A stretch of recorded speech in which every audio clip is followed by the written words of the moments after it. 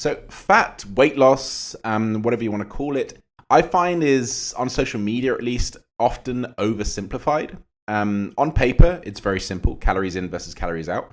But where it comes trickier is because it involves so much more than just maths, because emotions are at play here.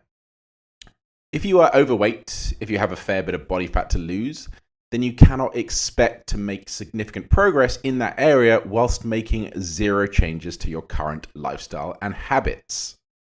Now, will you have to eat chicken and broccoli every day and ensure you don't even inhale a whiff of carbohydrates? Absolutely not. Because we all know as soon as the scent of freshly toasted bread gets into your nostril, it raises insulin and switches off your body's ability to burn fat. Fuck off. No, it doesn't. But will you have to, at minimum, understand energy balance and regulate the amount of calories you're consuming in a day? Yes, you will. And if you come back to me or the zealots come on and say, oh, but tracking calories is so time consuming and it makes people obsessive. So how else in the fuck are you going to do it? How else are you going to ensure you stay in a consistent calorie deficit?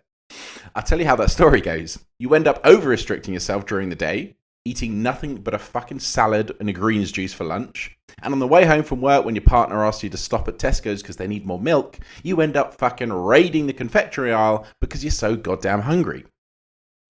Do you know how your brain is wired? When you're overly hungry, you're predisposed to crave high sugar and high fatty foods because the brain knows they are the quickest form of energy.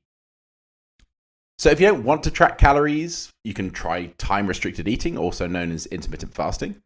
If that's the only change you do, then there's quite a high probability that you might just fucking eat less.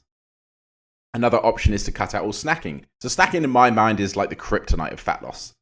All too often people conveniently forget the licks and dips, and they also often go unreported, even through when people are tracking as well.